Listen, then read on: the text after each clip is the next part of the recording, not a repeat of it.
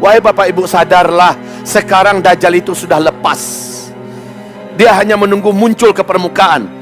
Kerjaan pertama Dajjal ketika lepas nanti, kata Rasulullah SAW, kerjaan pertama Dajjal adalah dia bebaskan terlebih dahulu setan-setan terjahat, setan-setan terkuat yang dikurung, yang dipenjarakan oleh Nabi Sulaiman alaihissalam dulu.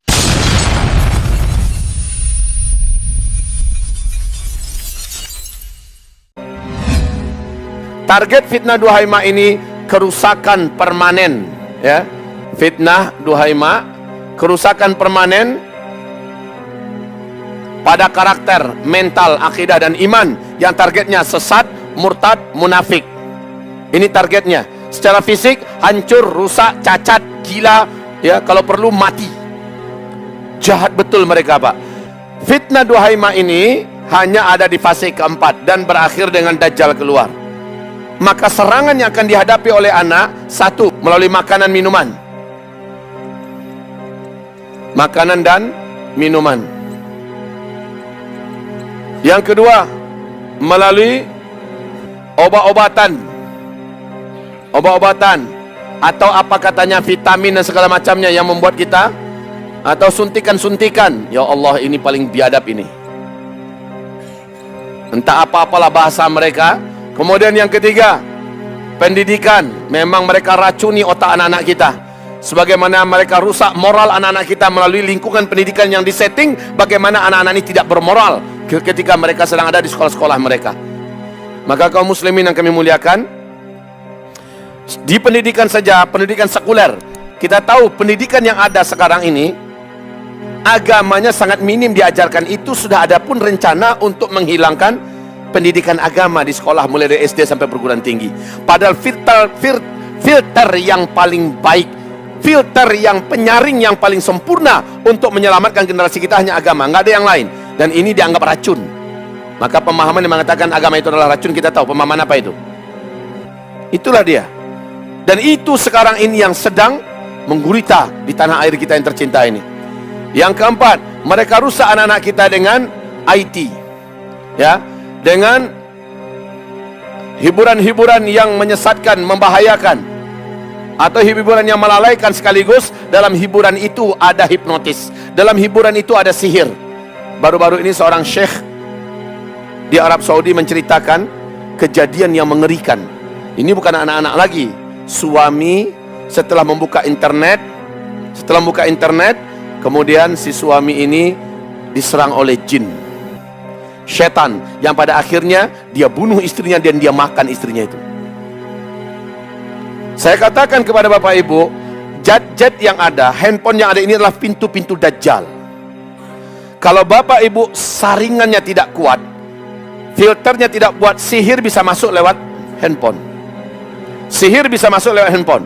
Setan dan jin, saya beberapa kali menyaksikan di depan mata kepala sendiri, bahwa tidak sedikit orang-orang yang terhipnotis hanya dengan HP.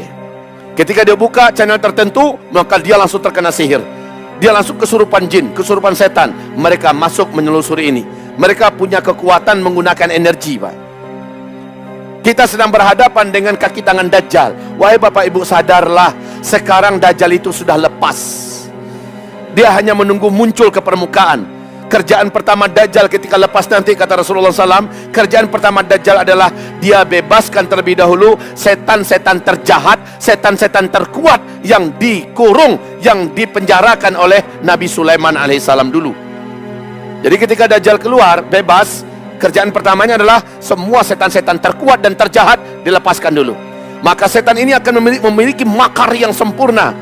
Kita sedang berhadapan dengan kekuatan gaib itu, Pak, dan bersatu dengan kekuatan setan manusia. Setan itu ada dua kan, setan jin dan setan manusia. Kami berikan kepada lawan kebenaran ini musuh-musuhnya berupa setan jin dan setan manusia. Wahai Bapak Ibu hamba-hamba Allah yang kami muliakan, di sini dirusak generasi kita, ya, dan melalui alat-alat yang bisa, ini IT, hiburan, alat-alat yang bisa menjadi penyambung dengan sihir Dajjal.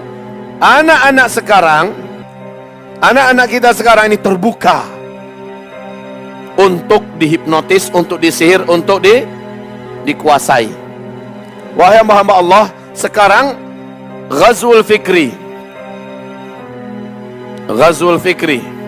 Dan ini menggunakan media, menggunakan sekolah, menggunakan koran, menggunakan radio sudah kurang laku sekarang, televisi sudah agak mulai melemah, menggunakan informasi internet, ya, menggunakan sarana-sarana yang sifatnya seolah-olah ilmiah. Padahal ini adalah Ghazwul Fikri. Di sini dicuci otak anak-anak kita menjadi sesat. Rabbana wa taqabbal minna innaka anta arhamar rahimin. Wahai hamba Allah, dari sini mereka hancurkan anak-anak kita dan bahkan kita. Mereka perangi kita dari segala lini. Yang keenam, melalui fasilitas-fasilitas maksiat dan dosa, ya, infrastruktur untuk maksiat dan dosa. Mereka buka di mana-mana, mereka fasilitasi. Dan di sana sekali lagi, setiap gerbang-gerbang ini ada setan-setan bangsa gaib. Sulit saya ingin membuktikan kepada Bapak Ibu, tetapi ini nyata. Sulit ini, sebagaimana ini sulit untuk dikasuskan.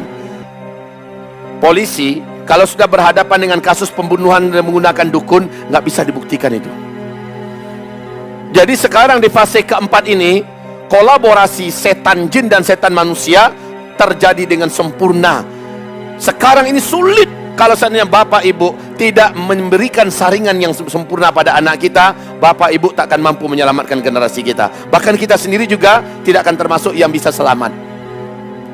Bagi saya sih solusinya tidaklah sulit. Kembalilah kepada Islam secara kafah.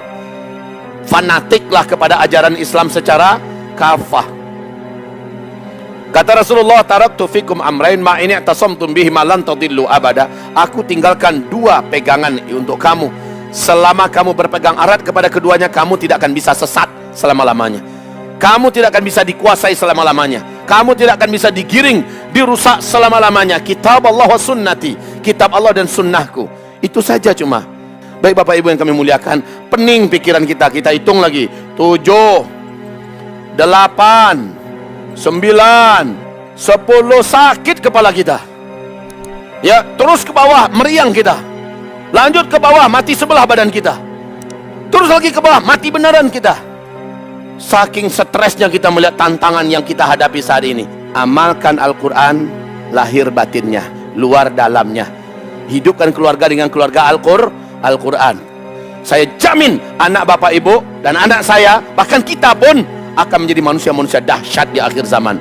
Asal kembalilah kepada Al-Quran sepenuhnya.